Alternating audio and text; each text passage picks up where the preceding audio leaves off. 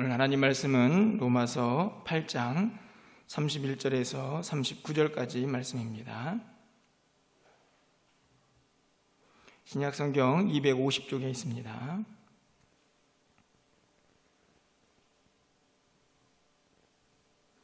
로마서 8장 31절부터 39절까지 말씀을 한 절씩 교독하고 마지막 39절은 함께 읽겠습니다. 그런즉 이 일에 대하여 우리가 무슨 말하리요? 만일 하나님 우리를 위하시면 누가 우리를 대적하리요?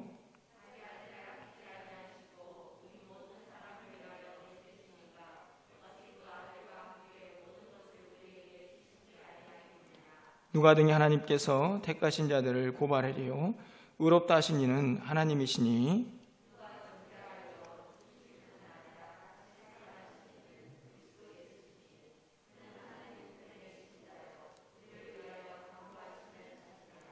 누가 우리를 그리스도의 사랑에서 끊으리요? 환난이나 공고나 박해나 기근이나 적신이나 위험이나 칼이랴.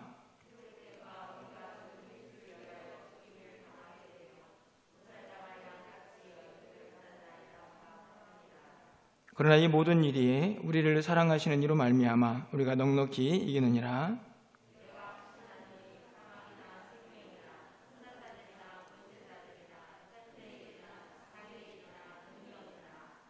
39절입니다. 높음이나 깊음이나 다른 어떤 피조물이라도 우리를 우리 주 그리스도 예수 안에 있는 하나님의 사랑에서 끊을 수 없으리라. 아멘. 할렐루야. 오늘도 각자의 자리에서 또 하나님께 예배하는 우리 모든 성도님들을 또 환영하고 축복합니다. 모든 사람들에게 아주 중요한 감정들이 참 많이 있지만 그 중에 하나가 사랑의 감정이 아닐까 생각합니다. 사랑을 하는 것도 너무너무 중요합니다. 사랑하는 사람들을 보면 얼굴에 빛이 있고 또 삶의 열정도 있고 또 그 마음이 따뜻한 것을 볼 수가 있습니다. 사랑을 하는 것도 중요하지만 사랑을 받는 것도 무척이나 중요합니다. 누군가가 나를 사랑하고 있다는 사실을 아는 것이 참 행복한 일이기 때문입니다. 하지만 사랑을 받는 것보다 더 중요한 것은 내가 사랑받고 있다는 사실을 깨닫는 것입니다. 다시 말하면 머리가 아니고 가슴으로 나는 누군가에게 사랑을 받고 있구나 하는 것을 정확히 깨닫고 인정하는 것이 우리의 삶에 얼마나 행복한 일인가를 다시 한번 돌아볼 수 있습니다. 우리 아이들은 부모가 나를 사랑한다는 사실을 깨닫고 그 깨달음 속에서 안정과 평안을 느끼게 됩니다. 그처럼 사랑을 하는 것도 또 사랑을 받는 것도 너무나 중요하지만 더 중요한 것 중에 하나가 내가 사랑을 받고 있다는 사실을 머리가 아닌 가슴으로 느끼는 일이라고 생각을 합니다. 하나님께서 우리를 사랑하신다 라고 하는 파격적인 말씀을 하셨습니다. 왜 파격적이냐 하면 전능하신 하나님, 창조주이신 하나님이 피조물인 우리를 사랑한다고 말씀하셨기 때문입니다. 성경은 분명히 그것을 우리에게 가르쳐주고 우리는 이미 지식적으로 그 사실을 다 깨닫고 있지만 정말 우리 가슴으로 그 하나님의 사랑을 얼마나 느끼고 있느냐 하는 것은 아주 다른 이야기라고 생각이 듭니다. 하나님은 사랑이시고 하나님 우리를 사랑한다는 사실을 알지 못하는 성도는 아무도 없습니다. 교회를 좀 다니다 보면 그 사실을 누구나 다 알게 되죠. 하지만 그 진리를 하나님이 우리를 사랑한다는 그 사실을 얼마나 우리의 가슴속 깊이 느끼고 또 그것을 경험하면서 사는가 하는 것은 우리의 신앙생활의 즐거움과 행복을 완전히 다르게 만들어 놓는다는 말씀입니다. 아마 지금 이 자리에 또 영상 예배 드리는 모든 분들이 동일하게 예배를 드리고 있지만 아마 그 사랑을 느끼는 체감도는 아주 다르다고 생각이 듭니다. 사실 오늘 이 말씀을 준비하면서 우리가 너무나 잘 알고 있는 말씀인데 저 스스로에게도 나는 과연 하나님이 주신 이 사랑을 얼마나 체험하고 그것을 피부로 느끼며 내 심장으로 그것을 경험하며 살고 있는지를 다시 한번 돌아보게 되었습니다.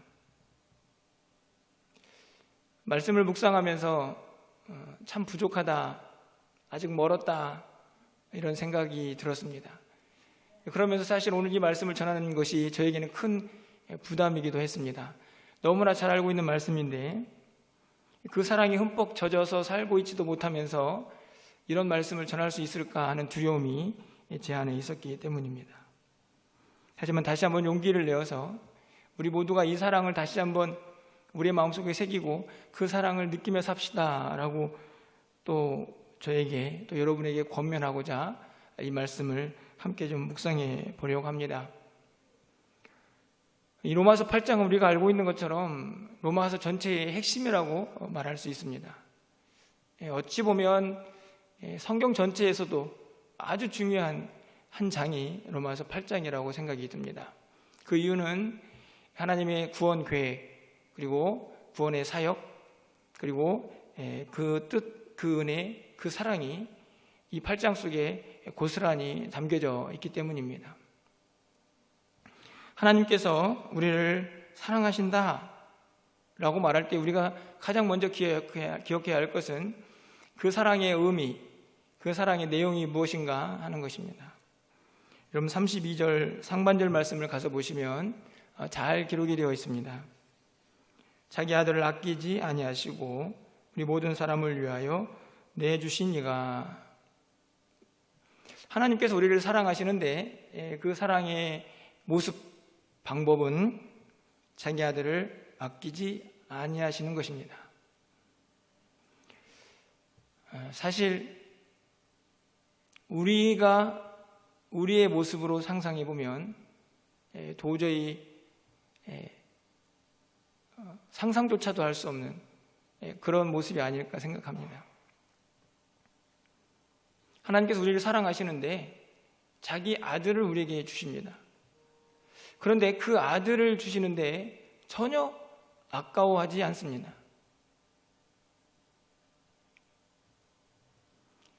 독생자 예수를 우리에게 주시는데 우리를 향한 그 사랑 때문에 전혀 아깝지 않다라고 말씀하시는 분이 우리 하나님이시고 그분의 사랑이십니다.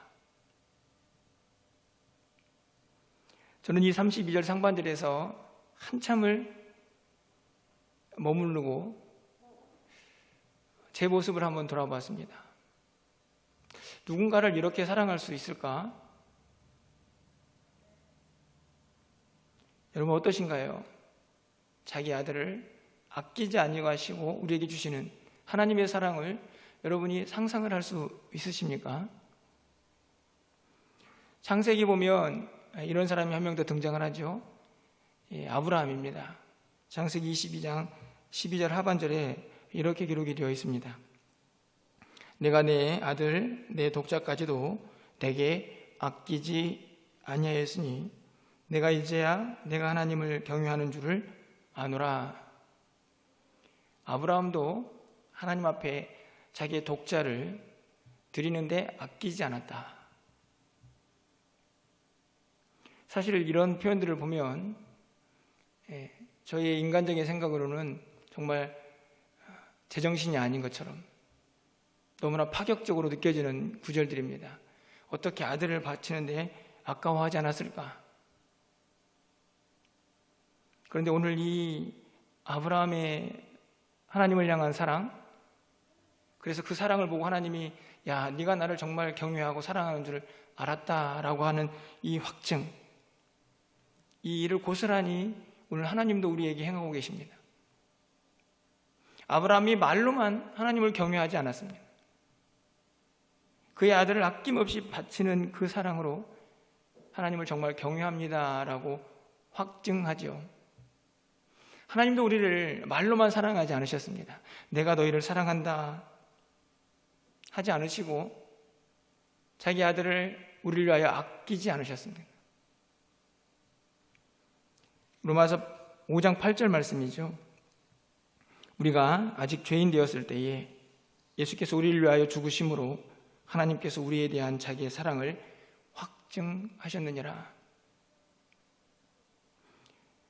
우리가 죄인이었지만 예수 그리스도가 우리를 위하여 죽으심으로 하나님께서 우리에 대한 사랑을 확증하셨습니다.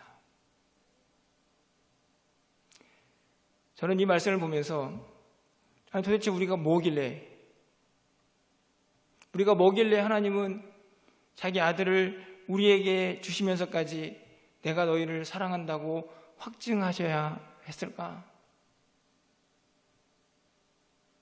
아니, 하나님 우리를 사랑하시는데 무슨 증거가 필요합니까? 라고 물을 수 있지만 하나님께서는 분명하게 말씀하십니다. 내 사랑의 확증은 바로 내 아들을 너에게 주는 것이다. 그것도 전혀 아까워하지 않으시고 우리를 위하여 주시는 사랑이 하나님 아버지의 사랑이십니다.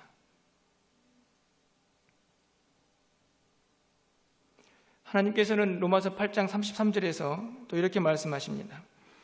누가 등이 하나님께서 택하신 자들을 고발하리요 의롭다 하신 이는 하나님이시니. 여기 보면 하나님께서 행하신 두 가지 일이 등장을 합니다. 택하시고 의롭다 하시죠. 이것도 하나님의 사랑의 행위입니다. 예수 그리스도를 우리에게 사랑의 확증으로 주신 분이 우리를 택하셔서 우리를 의롭다 하시는 일을 행하시는 것이죠. 하나님의 사랑의 행위입니다. 이 사랑으로 우리에게 주신 예수 그리스도는 누구인가를 성경은 계속해서 우리에게 가르쳐 주죠. 34절 말씀을 가서 보시면 누가 정죄하리요 죽으실 뿐 아니라 다시 살아나신 이는 그리스도 예수시니 그는 하나님 우편에 계신 자요 우리를 위하여 간구하시는 자시니라. 하나님도 우리를 사랑하셔서 독생자를 우리에게 아낌없이 주셨는데 이 땅에 오셔서 우리를 위하여 십자가 지신 그 예수님도 또 우리를 위하여 무언가를 하십니다. 오늘 34절의 말씀처럼 죽음에서 다시 살아나시고 부활하시죠. 그리고 승천하셔서 하나님 우편에서 우리를 위하여 계속 간구하십니다. 대제사장적인 사역, 중보자의 사역을 지금도 감당하시는 것이죠. 현재 진행형입니다. 그래서 우리의 사랑도 여전히 끝난 것이 아니고 계속되고 있는 것이죠. 저는 이 구절을 읽으면서 문득 이런 상상을 해봤습니다. 하나님께서 이 땅에 있는 우리 믿는 사람들을 보시면서 야, 쟤는 왜 이렇게 맨날 저렇게 죄를 지으며 사냐? 쟤는 왜 이렇게 맨날 넘어지냐? 그러면서 한번 우리를 혼내고 싶을 때에도 옆에서 우리를 위하여 기도하시는 예수님을 보며 하나님이 우리를 향한 그 사랑을 끊을 수가 없다는 말씀입니다. 단순히 말씀이 아니고 이 상황을 상상해 보면 얼마든지 우리에게 주는 은혜가 얼마나 큰지, 하나님의 그 사랑이 얼마나 현실적인지를, 실제적인지를 분명하게 우리가 알 수 있습니다. 그래서 요한일서 4장 10절에서는 이렇게 말씀하시죠. 사랑은 여기 있으니 우리가 하나님을 사랑한 것이 아니요 하나님이 우리를 사랑하사 우리 죄를 속하기 위하여 화목제물로 그 아들을 보내셨음이라. 사랑은 여기 있으니 이게 진짜 사랑입니다. 우리가 하나님을 먼저 사랑한 것이 아니고 하나님이 먼저 우리를 사랑하셔서 독생자 예수 그리스도를 우리를 위하여 화목제물로 아낌없이 주셨습니다. 그게 하나님의 사랑입니다. 저는 이 부분 끝부분에 이렇게 질문을 던져봅니다. 여러분은 과연 그 사랑을 느끼고 계시나요? 바울은 고린도후서 5장 14절에서 이렇게 고백하죠. 그리스도의 사랑이 우리를 강권하시는도다. 잘 아는 말씀이죠. 그리스도의 사랑이 우리를 강권하시는도다. 새 번역은 이 부분을 그리스도의 사랑이 우리를 휘어잡습니다. 이렇게 번역합니다. 그리스도의 사랑이 우리를 휘어잡습니다. 여러분, 휘어잡다는 말의 표현을 아시죠? 여러분, 누군가에게 휘어잡혀 보셨습니까? 바울은 고백합니다. 그리스도의 사랑이 나를 휘어잡고 있다고. 힘들고 어려웠을까요? 가장 행복한 사람이었을 것입니다. 그 하나님의 무한하신 사랑과 예수 그리스도 우리를 위하여 희생당하신 그 놀라운 사랑에 휘어잡혀 살았던 바울은 아마도 세상에서 가장 행복한 사람이었을 것입니다. 여러분, 어떠신가요? 여러분, 그리스도의 그 사랑에 휘어잡혀 살고 계십니까? 하나님 우리를 사랑한다는 그 위대하신 사랑을 머리가 아닌 가슴으로 그것을 늘 느끼며 고백하며 살고 계시는지요? 바라기는 바울의 고백처럼 우리 모두도 그 위대하신 사랑에 휘어잡혀 살아갈 수 있었으면 좋겠습니다. 그래서 그 사랑이 이끄는 대로, 그 사랑이 원하는 대로 우리가 살아갈 수 있었으면 참 좋겠습니다. 이 사랑 때문에 우리에게 어떤 일이 벌어지는지도 성경은 너무나 분명하게 우리에게 가르쳐 줍니다. 32절 말씀을 가서 보시면, 자기 아들을 아끼지 아니하시고 우리 모든 사람을 위하여 내주신 이가 어찌 그 아들과 함께 모든 것을 우리에게 주시지 아니하겠느냐. 첫 번째로 하나님께서 우리에게 베푸신 그 사랑 때문에 우리에게 행하신 일은 우리에게 모든 것을 덤으로 더 주신다는 것입니다. 오늘 이 32절 하반절에 있는 말씀에, 오늘 지금 한글 번역에는 기록되어 있지 않지만 원래 본문에는 여기에 은혜로 그리고 선물로 거저라는 표현이 삽입되어 있습니다. 다시 말하면 하나님께서 그 아들을 우리를 위해서 아낌없이 주셨기 때문에 그 아들까지 주신 그 하나님이 우리에게 무엇인들 못 주겠느냐 하는 말씀입니다. 그것이 이제는 전부 다 그 아들을 주셨던 사랑 때문에 다 덤입니다. 보너스, 값없이 우리에게 주시는, 은혜로 주시는 선물일 것을 분명히 약속하고 계시죠. 아마 이런 이야기를 하면 저는 받은 게 별로 없는 것 같은데, 이미 구원은 받았지만 저는 그렇게 받은 게 많지 않은 것 같습니다 라고 생각이 드신다면, 여러분 한번 오늘 돌아가셔서 곰곰이 하나님 앞에 받은, 덤으로 받은 은혜가 얼마나 많은지 한번 돌아보시기를 바랍니다. 이 모든 것을 아들과 함께 다 덤으로 주신 하나님, 그 이유는 하나님께서 이미 그 아들을 우리에게 주신 큰 사랑 때문에 그 밑에 있는 작은 것들은 아무것도 아닌 것처럼 우리에게 주실 수 있다는 말씀이죠. 그 하나님이 우리의 하나님이시고, 여러분 모두가 아무리 부정해도 지금 그 사랑과 그 은혜를 여러분이 입고 있다는 사실을 기억하셔야 합니다. 또 한 가지는 그 사랑 때문에 어느 누구도 우리를 고발하거나 정죄할 수가 없습니다.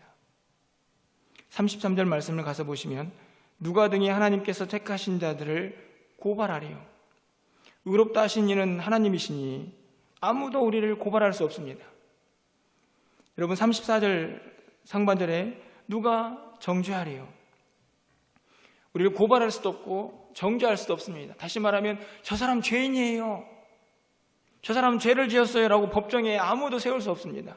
왜냐하면 하나님께서 우리의 죄를 다 사하셨기 때문입니다. 그래서 로마서 8장 1절은 이렇게 시작을 하는 것이죠. 그러므로 이제 그리스도 예수 안에 있는 자에게는 결코 정죄함이 없나니. 이제 예수 안에 있는 모든 사람들은 정죄함이 없습니다. 누구도 그 죄를 고발할 수 없고 죄인이라고 우리에게 말할 수 없습니다라고 선포하며 로마서 8장이 시작되고 있습니다. 하나님의 사랑 때문이죠. 그 사랑 안에 있는 예수 그리스도의 십자가의 희생 때문입니다. 누구도 우리를 정죄할 수 없고 누구도 우리를 고발할 수 없습니다. 이 사실은 이미 이사야 선지자도 이사야 50장에서 고백한 바입니다. 8절과 9절 상반절에 이렇게 기록하고 있습니다. 나를 의롭다 하시는 이가 가까이 계시니 나와 다툴 자가 누구냐? 나와 함께 설지어다. 나의 대적이 누구냐? 내게 가까이 나올지어다. 보라, 주 여호와께서 나를 도우시리니 나를 정죄할 자가 누구냐? 표현은 조금 다르지만 이사야 선지자도 하나님의 붙들림 받은 사람이 어떤 고백을 해야 하는지를 너무나 잘 알고 있었던 것 같습니다.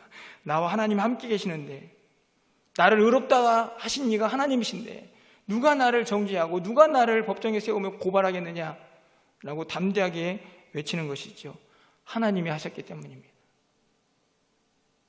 전능하신 하나님이 우리를 위하여 행하신 일이기 때문에 어느 누구도 그 앞에서 그 의로우신 사역을 아니다 라고 부정하며 당신들은 죄인입니다 라고 정죄할 수 없다는 말씀입니다. 그 은혜가 여러분에게 지금 임하여 있어서 여러분 이 자리에 앉아 계시는 것입니다. 하나님의 사랑이 얼마나 완벽하게 우리에게 실현되는가를 정확하게 보여주고 있는 말씀이기도 합니다. 마지막으로 이 사랑 때문에 우리에게 일어난 일들은 바로 어느 누구도 이 사랑을 끊을 수가 없다는 것입니다. 35절 상반절 말씀에 보면 누가 우리를 그리스도의 사랑에서 끊으리요? 이렇게 묻더니 39절 하반절에서는 이렇게 대답하죠. 우리를 우리 주 그리스도 예수 안에 있는 하나님의 사랑에서 끊을 수 없으리라.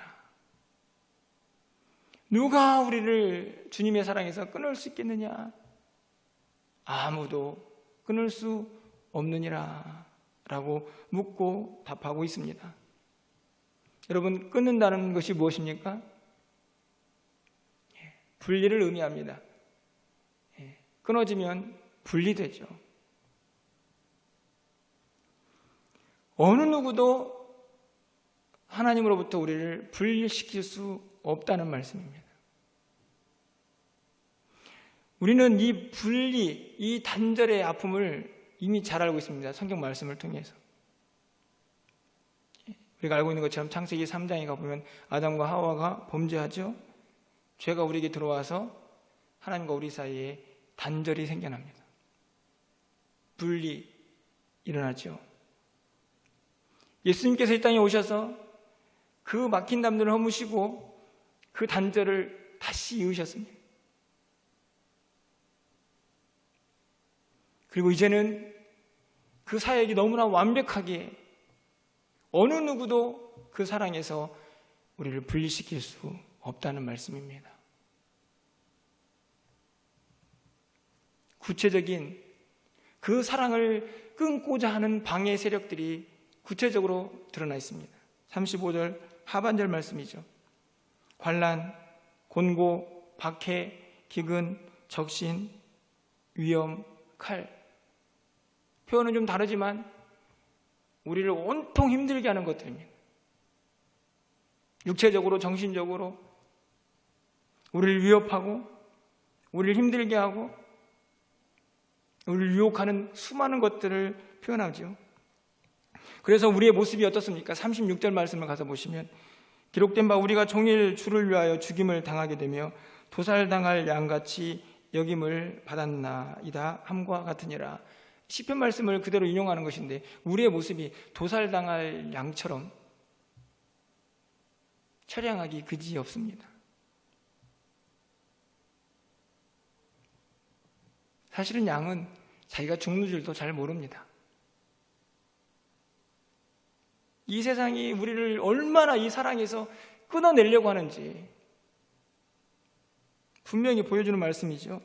그것만이 아니죠. 38절, 39절 상반절에 가서 보시면 내가 확신하노니 사망이나 생명이나 천사들이나 권세자들이나 현재일이나 장래일이나 능력이나 높음이나 기쁨이나 다른 어떤 피조물이라도 이렇게 설명하는 이 모든 것들이 다 우리를 그리스도의 사랑에서 하나님의 사랑에서 끊어내려고 하려고 분리시키려고 하는 것들입니다. 사실 여러분의 지금 삶의 현장에서 경험하는 것들이죠. 조금만 영적인 눈을 떠서 돌아보면 이 수많은 위협들이 어떻게 해서든지 그리스도의 사랑에서 여러분을 떼어내려고, 분리시키려고 발악을 하는 세상을 우리가 살고 있습니다.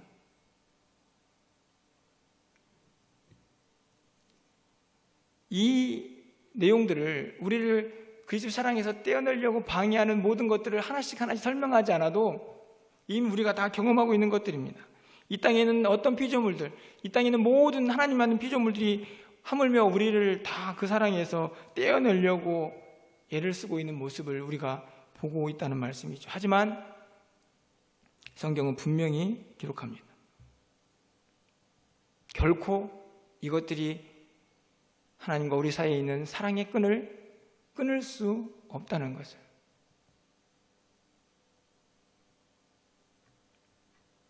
그래서 성경은 이렇게 고백합니다. 37절 말씀입니다.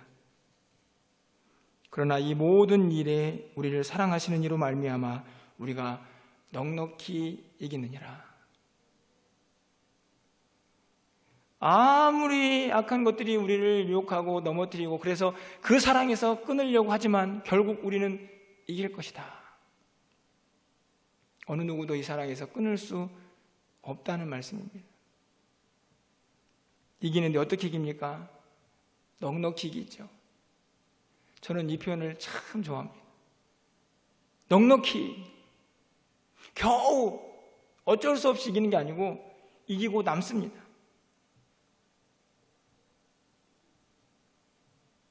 왜냐하면 하나님의 사랑이 너무 완벽하고 너무 크고 너무 위대하기 때문입니다. 우리가 뭐 잘나서가 아니고 전적으로 하나님이 우리를 붙잡고 있기 때문에 그 사랑을 끊을 수가 없는 것입니다. 그래서 우리는 넉넉히 이길 수 있는 능력을 갖게 된 사람들인 것이죠. 그럼 우리는 어떻게 살아야 할지도 적용해 보아야 합니다. 가장 먼저는 믿음을 가지고 사셔야 합니다. 확신이죠. 여러분 38절 상반절에 바울이 이렇게 고백합니다. 내가 확신하노니. 다른 말로 하면 나는 믿는다. 여러분 믿으십니까? 하나님 여러분을 얼마나 사랑하시는지. 그 사랑에서 어느 누구도 끊을 수 없고 어느 누구도 정죄할 수 없고 여러분에게 하나님께서 모든 것들을 다 주시고 있다는 사실을 여러분이 믿으십니까? 라고 바울이 우리에게 묻고 있습니다. 그러나 나는 확신한다. 나는 믿는다. 히브리서 10장 39절에서 이렇게 말씀합니다. 우리는 뒤로 물러가 멸망할 자가 아니요 오직 영혼을 구원함에 이르는 믿음을 가진 자니라. 믿음을 가진 자입니다. 우리는 우리의 영혼을 구원하실 수 있는 하나님의 사랑을 믿고 있는 그 믿음을 가진 자들이다. 이 말이나 나는 확신한다 라는 말이나 달라 보이지 않습니다. 여러분 믿으셔야 합니다. 이 사랑이 얼마나 큰지, 이 사랑이 얼마나 확실한지 그것을 믿으셔야만 여러분의 이 땅을 살아가는 동안에 아무리 힘들고 어려워도 흔들리지 않고 살아갈 수 있습니다. 코로나가 아무리 우리를 어렵게 해도 우리는 이 믿음이 있으면 결코 흔들리지 않고 살아갈 수 있습니다. 절망하지 않고 살아갈 수 있습니다. 코로나 블루도 우리를 이길 수 없습니다. 하나님 우리와 그 사랑이 우리와 함께하고 있다는 이 믿음이 있다면 말씀입니다. 여러분 생각해 보십시오. 여러분의 아이들이 매일 아침에 엄마 나 사랑해, 정말 사랑해. 그 다음 아침에 또 와서 엄마 나 사랑해, 아빠 나 사랑해. 계속 묻고 계속 의심하고. 여러분 얼마나 심각하겠습니까? 혹시 여러분 우리가 하나님 앞에서 그런 모습은 아닐까요? 하나님 저 사랑하세요? 제가 지금 이렇게 힘든데 하나님 저 사랑하는 거 맞아요? 코로나가 이렇게 우리를 어렵게 하고 있는데 하나님 우리 사랑하시는 거 맞아요? 이렇게 매일 묻는다고 하면 얼마나 하나님의 자녀된 우리의 삶이 답답할까요? 여러분 어떠신가요? 하지만 바울은 고백합니다. 나는 믿는다. 나는 확신한다. 이 고백이 우리의 고백이 되기를 간절히 소망합니다. 두 번째로, 이 사랑을 가지고 있는 우리는 꼭 이 세상을 이기면서 살아가야 합니다. 30절 말씀을 다시 한번 가서 보겠습니다. 그러나 이 모든 일에 우리를 사랑하신 이로 말미암아 우리가 넉넉히 이기느니라. 이 말씀은 우리에게 이미 승리를 보장하는 말씀이고 이것을 이길 수 있는 능력이 우리에게 있다는 말씀입니다. 그 능력을 가진 이 땅을 살아가는 우리 모두가 이 능력을 얼마나 사용하느냐 하는 것은 또 우리의 몫이죠. 이미 우리가 이길 능력을 가졌기 때문에 제발 좀 이기면서 살아라 하는 게 하나님의 바람입니다. 우리가 예배소에서 바울이 얘기했는 것처럼 우리에게 하나님의 전신갑주가 있습니다. 전신갑주. 우리를 완벽하게 보호하고 이 영적 전쟁에서 이길 수 있는 전신갑주, 그것을 입고 당당하게 맞서 싸워라. 너희가 이길 힘이, 능력이 이미 너희에게 주어져 있다 라고 하나님께서 우리에게 약속하시는 것입니다. 그래서 우리는 이겨야 합니다. 그 능력을 사용하셔서 여러분이 사는 세상에서 여러분의 믿음을 흔들어 놓는, 하나님이 여러분을 사랑하지 않고 있다고 생각하게 하는 수많은 사건과 상황과 처지 속에서 우리는 반드시 이겨내야 합니다. 마지막으로 이 끊을 수 없는 하나님의 사랑 속에서 여러분 모두가 늘 감사하셔야 합니다.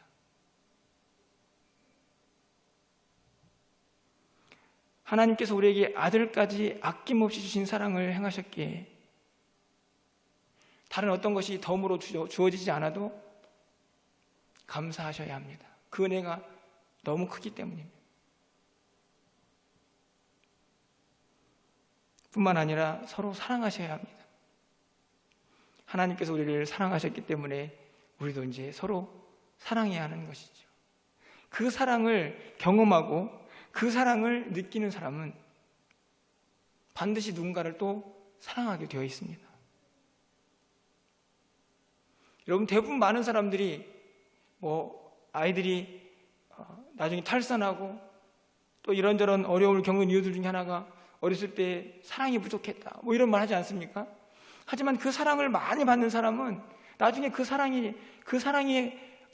그의 삶이 다 젖어 있어서 또 누군가를 사랑할 수밖에 없습니다. 하나님의 사랑도 마찬가지입니다. 내가 너희를 사랑했으니 너희도 서로 사랑해라. 요한일서 4장 11절 말씀이죠. 사랑하는 자들아, 하나님이 이같이 우리를 사랑하셨은즉 우리도 서로 사랑하는 것이 마땅하도다. 하나님 사랑을, 그 아낌없는, 절대 끊을 수 없는 그 사랑을 덧입고 있는 우리도 이제 누군가를 그렇게 사랑할 수 있어야 한다고 말씀합니다. 실제적인 적용을 좀 해볼까요? 추석 명절이 되었습니다. 코로나 때문에 명절 기분이 별로 안 나고 있지만 여러분 분명히 그래도 가족과 만나는 시간들이 있을 겁니다. 가족 중에는 사랑이 안 되는 분도 있을지 모르겠습니다. 하지만 사랑하셔야 합니다. 왜냐하면 하나님 우리를 사랑하셨고 그래서 그 사랑을 이제 좀 나누어주면서 성도들도 사랑하고 주변에 있는 이웃들도 사랑하라고 하나님께서 원하고 계시기 때문입니다. 말씀을 맺으려고 합니다. 하나님의 사랑은 결코 끊을 수 없습니다. 우리가 그 사랑을 붙잡고 있는 게 아니고 하나님이 우리를 붙잡고 계시기 때문입니다.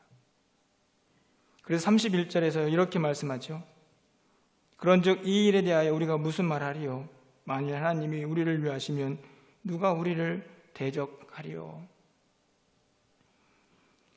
만일로 되어 있지만 확정적인 사실입니다. 하나님께서 우리를 위해서 우리 편이 되셨기 때문에, 우리의 도움이 되셨기 때문에 어느 누구도 우리를 대적할 수 없다. 조금 원초적이고 좀 거치는 해석이지만 저는 이 31절을 이렇게 해석합니다. 하나님이 우리 편이시고 우리를 사랑하셔서 우리의 모든 상황은 끝. 이렇게 번역하고 싶습니다. 하나님 우리를 너무 사랑하시기 때문에 우리가 처한 모든 상황은 다 끝났습니다. 하나님이 그것을 다 해결해 주실 것을 믿는 것이죠. 시편 118편 6절에서 이렇게 고백합니다. 여호와는 내 편이시라. 내가 두려워하지 아니하리니 사람이 내게 어찌할까. 하나님이 내 편이시기 때문에, 하나님 우리를 도우시기 때문에 어떤 누구도 우리를 대적할 수 없듯이 이 세상에 어떤 사람도 어떤 피조물도 우리에게 어떻게 할 수 없다는 사실을 여러분이 믿음으로 고백하시면서 여러분 이 한 주간도 그 사랑을 마음껏 경험하시기를 바랍니다. 그 사랑에 휘어잡히셔서 그 사랑의 열정으로 여러분이 만약에 그 사랑을 느끼신다면, 그 사랑을 정말 머리가 아닌 가슴으로 느끼신다면 지금보다 훨씬 더 뜨겁게 살아갈 수가 있을 것입니다. 그 사랑이 너무나 크고 위대하기 때문입니다. 끊을 수 없는 그 사랑, 그 사랑에 휘어잡혀서 이 한 주간도 승리하며 살아갈 수 있는 저와 여러분 되시기를 주님의 이름으로 축원합니다.